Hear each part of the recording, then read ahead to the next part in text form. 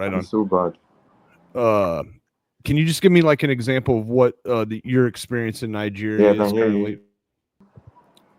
Nigeria, the experience on the attacks is a whole lot of topic. It's a whole lot of discuss because there's so many things are happening, especially the communities are so far away from town. Are you here? Yeah, I'm still here. I just went to just your camera.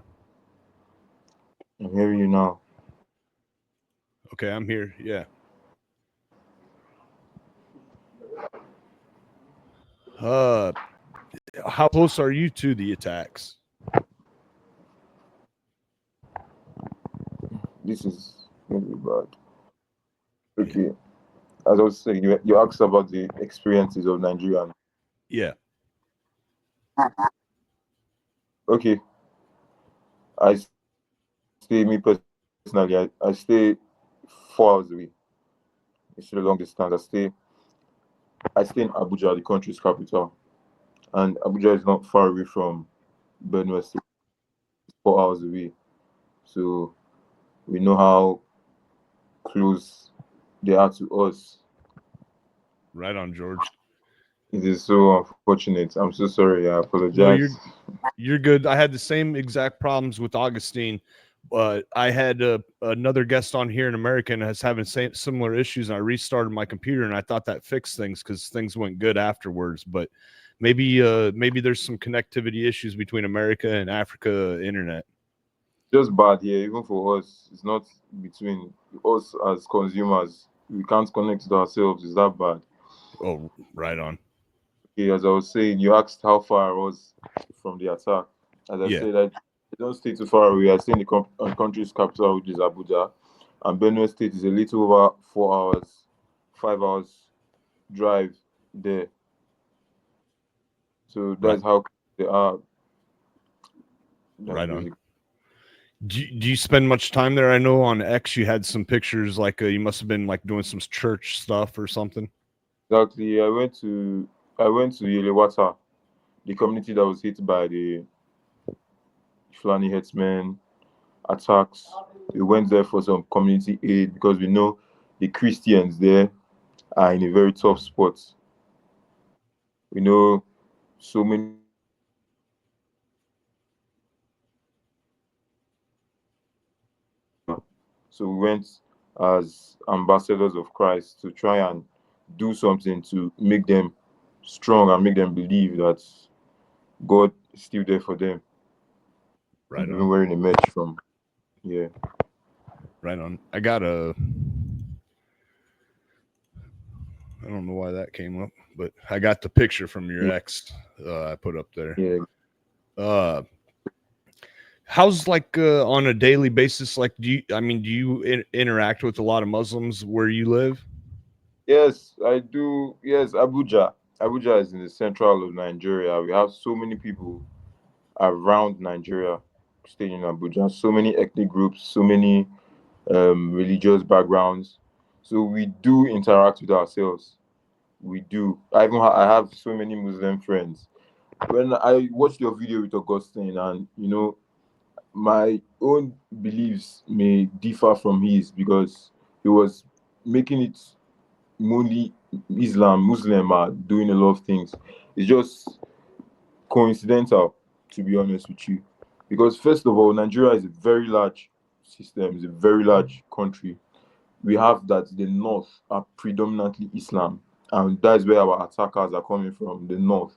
Then from the central through the west and the east to the south. Are you here with me, Lewis? Yeah, I'm still here. I just switching up camera angles. Okay, okay. So from the central, which are the north, this from the central through the east, west, and south, we are predominantly Christians here. So that's how we have it. The north Islam, the north Muslim, the south from the middle belt down here, we are down to the south. They are all Christians, predominantly Christians. So these are attackers that are coming from the north. Right on. Those are they are just I don't just know that is is the main issue on ground here. I will not say it's religious, is the religious battle at all. I would just say it's the different backgrounds, different upbringing. This side, the Fulanis, they have their own beliefs. The South, they have their own beliefs. So once they don't correlate, seeing eye to eye, so that is when conflicts break out, and it's so unfortunate because you can see that Christians are kind of the victims here. Yeah. I mean, I don't even think Augustine shied away from it, but I mean, they have killed other Muslims as well, right? Yeah, they These have a extremist lot. groups. Even this, okay, during the time the Boko Haram really reigned terror in Nigeria, they killed their own. They killed Islam. They killed Muslims. They killed Christians. So it's judge. It's not. There's no judgment in it. You have to repeat yourself again. Oh, I think it's an important issue, the situation in Nigeria, and the world doesn't seem to pay much attention to it because everyone's so focused on the Middle East situation. I'm telling you. I am telling you because it's not only Nigeria. Even Kenya. If we go to Kenya here, we know that they are battling their own police brutality. Really? Like serious one. I saw it even as an African. I did not realize it. It was Dylan, the TikToker, this news to TikToker, Dylan page. I saw it on. They killed how they shot police openly. You can check it on X. Right Police on. shot a 22-year-old mark seller at the progress protest ground. Like they gave him headshots. Like he was in critical condition as I checked last. Like even here as an African, I'm not even hearing that. But if you go on main news, they're all talking about Israel, Palestine, Iran. Yep. Like, come here, man. Things are happening here. So this that's just what's happening. Even I don't even know what's happening, man. It's just what we are given. It's what Right is on. out. Do you feel like, do you worry when you walk around in Nigeria as a Christian? See, the criticisms they are not that as bad. For me, I Right don't I on. can't talk for everybody. I'm a Christian, I walk around, I have fellow Christians everywhere. The people that will experience something like this people that are predominantly that are mostly in the north, because the north are one thing Augustine said in that video that I picked that I agree on. The north are they have their own kind of justice system. This is the Sharia law, and as far as you're staying in the north, you must participate in the north. But it does not mean they openly criticize, they openly chastise Christians. Maybe if anybody is chastising Christians, it will be those extremists, how people that are built on the Boko Haram ideology, people that are built on the Fulani's ideology, all these people that are just them, Yeah. it will be them that will actually go that far to kill somebody that is not in their religion. I'm not being a Christian does not make me scared from at least to my own experience. I go out, I do Lord's work in my own way. I talk to people about God. So as a Christian, I can talk for myself. I'm not scared, but there are people who are scared. Right. And would it be fair to say that you maybe understand why they feel that way based on their experience? There are so many experiences. There are so many ways people can feel that way. Because of the open chastisement of Christians. Because as of 2 years ago in Ondo State, or was to be precise, there's a particular Sunday, I think it was an Easter celebration, and this one was not even Fulanese, because Nigerian media, they have their way of sending the news. They termed them unknown gunmen went into the church and killed everybody in the church in that service. Like they didn't even allow anybody go out. So from that experience, you would not be so surprised if Christians from that community are scared. If Right. Christians will not be afraid to come out and declare their faith in Christ. You know, those are the kind of terms that make people fear in Yeah. different parts of Nigeria. But those cases are mostly in communities, like mostly in the local governments, mostly in rural areas where the governments are not really putting too much eye, but here too much attention rather. But here, wherever I am, I can Do you, talk for myself. yeah, I hear you. Do you feel like these issues that are ongoing in Africa as a whole are getting the attention they need? They are not. We just spoke about that. They are not, because so many news media, they are not giving they are not giving it out there. Even as Nigerians, we are not hearing the news well. The Yelewata incidents that happened, Nigerian media did not give much attention to it. It was a social media candidate, it was a social media influencer, somebody of very strong mind. His name is Very Dark Man. I don't know if you checked his page. He went to the community and videoed. Check his Instagram, is there. He videoed everything. He was the one that really brought an eye. Like he went there the day after it happened. Was the one that really brought an eye to what was happening in Benue State. He showed the videos of how people were burnt. I can't like they were not even burnt to ashes, because I feel like ashes is an understatement. You know how you burn? I know it's still ashes, but it was as if they were in powder form. The human beings, you see their remains on the floor, like they were burnt for hours. Life produce, properties. It was it was a sight. You can check his page. Right. Very dark. Have I don't know if this is in your world of expertise or not, but is Boko Haram still around, or have they kind of been replaced by the Fulanis? The Boko Haram, the Nigerian government are promising us they are no longer here. And we can see it because during their peak years, the early 2010, 2012, 14, 15, 16, they were really active. Suicide bombers bombing people in the north, especially Borno State, which is in the northeast, I think, of Nigeria. Are you here? Yeah, You're here with me. Are you here? I'm here. I can hear you. Yeah, Borno State. That was where Boko Haram were primarily active. So with the former government, our late president that just died, President Muhammad Buhari, he came into power. And when he came into power, we stopped hearing quite a lot from them. We stopped hearing about the suicide bombings. We stopped hearing about kidnappings. But victims of the kidnapped when they were in their peak years were not still rescued. So since for a while now, we haven't really heard from Boko Haram. The people we are more actively hearing from are the Fulani headsmen or unknown gunmen, because Nigerian media, most of the time, they'll tell me it's Fulani headsmen, most of the time, they'll tell me it's unknown gunmen.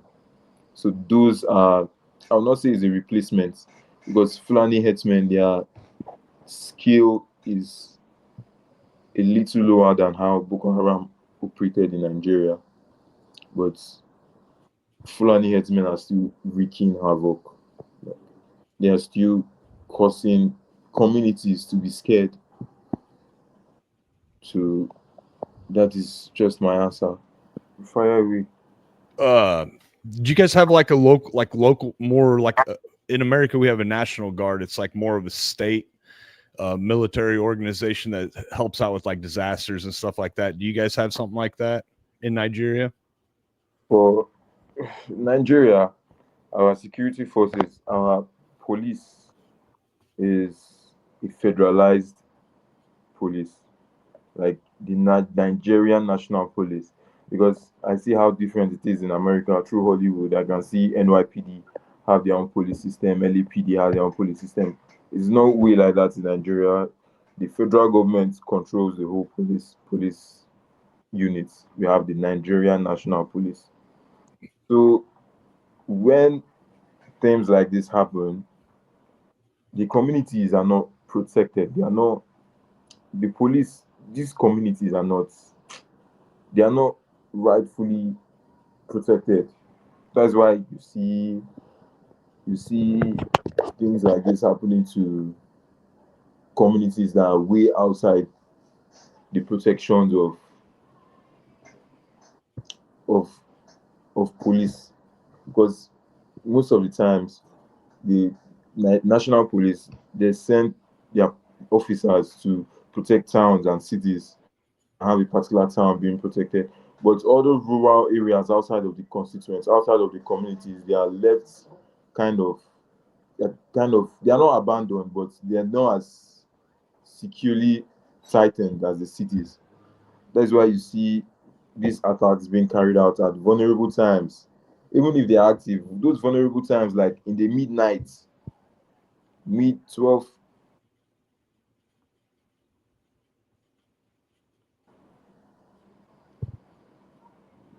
Stanik. Still there? Boss. Stanik. Yep, I'm here. Can you hear me? Yeah, I'm here, I'm here.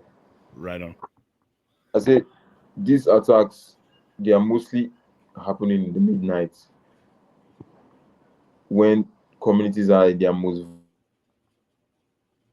I didn't hear that last thing you said. I could hear you, but it didn't register in my head. I said, please, can you ask the question one more time? Okay, yeah.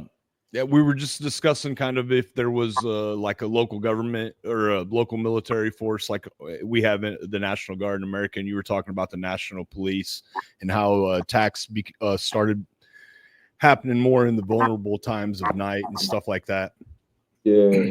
So these vulnerable times of night, and when community members go to worship, that's when we have those times where you see different attacks when they are in the church or when they are in place of worship, because these headsmen, they are strategy. They know when these community members are mostly vulnerable.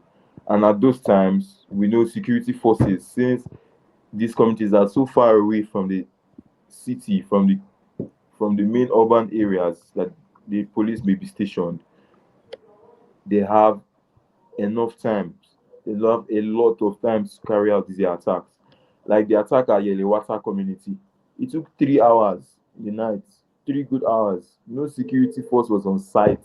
Nobody, like 3 hours, because they know the time, they know how active, how long it will take before security forces will come there.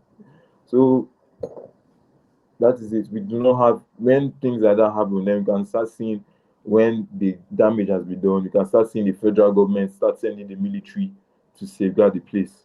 Like when I went to Yelewata after the whole community had been scattered and ransacked, we saw the security was tighter than ever. So many checkpoints on the road on our way there. We saw the military asking questions. We saw so many police, because as it has happened, they don't want it to happen again. Right. But there are no preventive measures to stop it from happening. It only happens before they start thinking of ways to terminate it. Do you feel like the government? I mean, I don't know if you guys are really allowed to speak out against your government like we are here in America or not, but do you feel like the government's let you down on this issue? The government, that's a whole that's a whole different topic. I The hear you. government, every Nigerian you talk to today is always going to have more than five things to say about the government, because we know that the government, we just, I'll just say, we compare the government to different countries. We have our comparative politics. We try to compare ourselves with different countries, and we see how things work for other countries. It's not the way they work for us. So the government, in their ways, they have let a lot they've let a lot of Nigerians down. We can talk about them, but you just have to be careful. No, I hear You you. just have I hear you. to be careful. Yeah. But the government for sure has let a lot of Nigerians down. A lot. We can't even start further. Is it economy?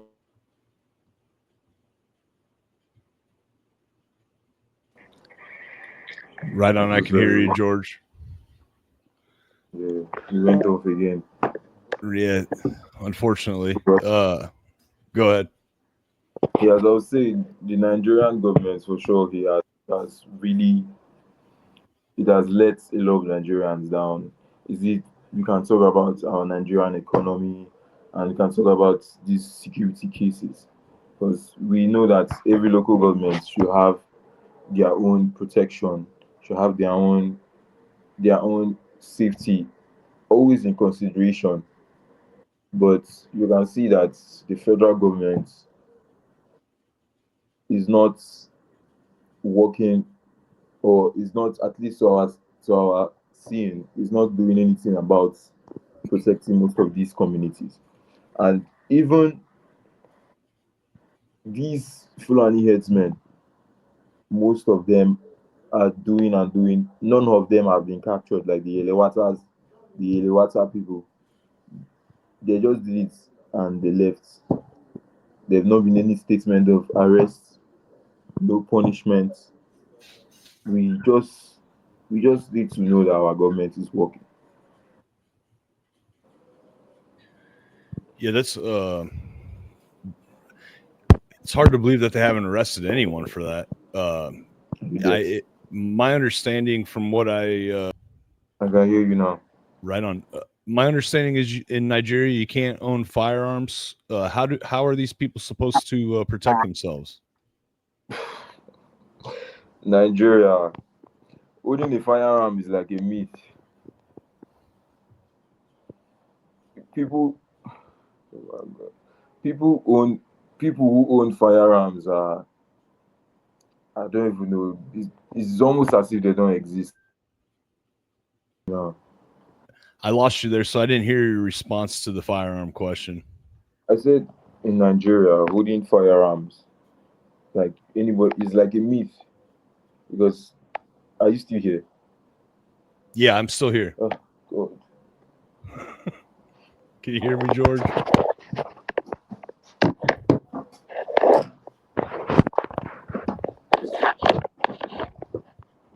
Can you hear me, George? I hear you now. Right on. I said holding firearms. Oh no, no, you froze.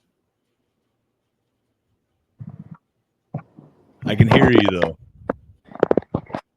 If you can hear me, I can You hear hear me? you. Okay, okay. I hear me now. Yeah, I can hear you. I said in Nigeria, holding firearms is like a myth.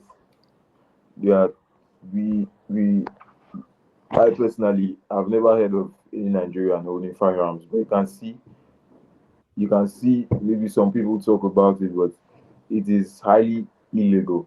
If you're caught with the firearm, you're prone to be in problem with the justice system.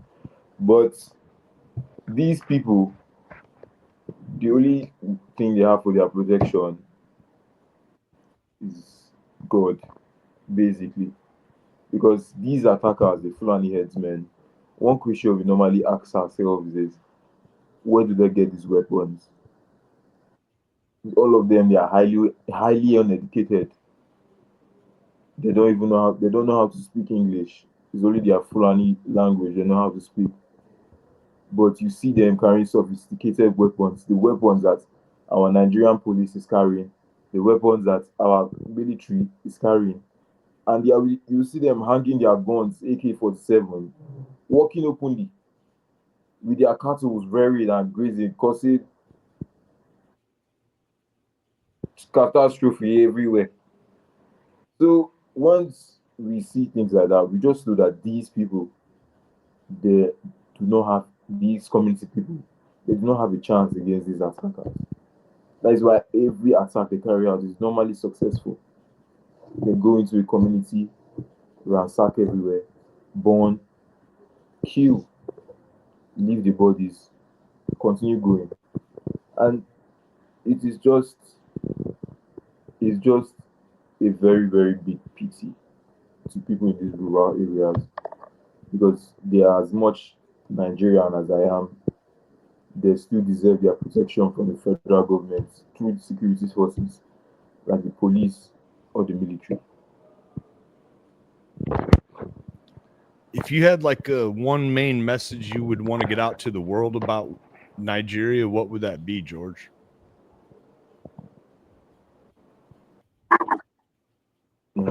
There's so many things I would like to tell the world about Nigeria, but to take it down a bit, we just know Nigeria is just like every other country out there.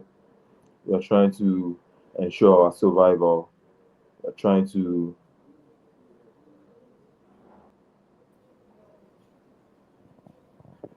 I can hear. I I can can hear. hear. I heard you the whole time, George. You were still with me. I must have just froze for a Okay, second. okay. I said as I was saying, as a Nigeria, we are just like any other country out there. We have our battles. We are fighting our battles. We are trying to ensure our survival in the grand scheme of things. So most of the things you hear, of course, they are Yeah, happening, but it should not scare you. Anything you feel like I'm Nigeria, I'm staying in Nigeria, I'm still alive. It's not like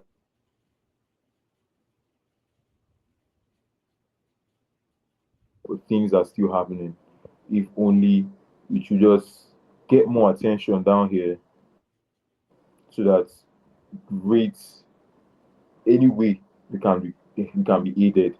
Because I can't even say you want to aid our government because our governments are doing their own thing. Any way we can be aided through private or public systems, we the citizens will highly appreciate it because I feel like now the citizens are talking on their own accord and the government to talk on their own. So we the citizens will highly appreciate it. If no matter what the media, we are only just surviving and we want the world to see that aside the news of nomadic tribes doing what they are doing to our brothers and sisters, we are still a great people. do you feel like do you feel like your Muslim friends are sympathetic to what's happening to the Christians by the Fulani? Everybody is sympathetic. Every single person, because I feel like these shouldn't even be a thing of religion. It should be a thing of citizenship. Like it should not be Fulani headsmen killing Christians or it sh- killing whoever. It should be like Fulani headsmen killing Nigerian citizens. Because for me, putting it as a whole religious standpoint, Muslim killing Christians, it is a trick by the media to just catch more grabs because most of these victims are still Muslims by themselves. So any human being are going to feel sympathy to what's happening to these Christians or these Nigerian citizens that are situated in the middle belt, especially Delta State and Benue State, Plateau State. Those are the states that are really hit by these unfortunate events. So every Nigerian is feeling it. Right on. If you don't mind me asking, when is your next presidential election? Our next pres- our next presidential election is 2027. Ooh, so you don't see any relief in the near future then from them, Our any from the government, anyways. our elections are we there's a particular candidate in mind in which people are willing to stand by. But there are always going to be conspiracy theories on who wins the election and who loses. Like the previous election, there was everybody's favorite. He was an Eastern man, Mr. Peter Obi. Everybody thought he was going to win, and when the election results came out, we saw he lost by a little margin. And conspiracy theorists, they are going to spread their lies. They're going to say so many rigging, corruption in high places that meant his loss. So the next election, we can already see these politicians already campaigning now, and this is only 2025. We still have 2 years to election. You can see we has already seen their billboards already campaigning for this next election. People see relief. People people are having good they're having good mind about it because mostly they are going to put someone there who is really for the people, which is, in my opinion, which is Mr. Peter Obi. You can check him up. But it only comes down to after the election. My opinion is not going to change other Nigerians' opinion. You know, the democratic states. If Nigerians are tired, they'll want to vote who they feel is right for them. But if Nigerians still want to belittle themselves to gifts during campaigning period, then it will be a whole different story and we'll be stuck where we are now in the next 4 years. This may be a super silly question to you, but I guess most of the knowledge I gained from about Africa was in church as a kid when the missionaries would come through.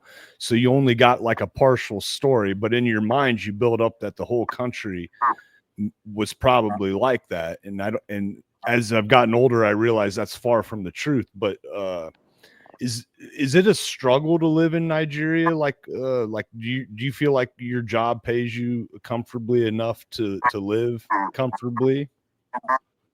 First, okay, Nigeria.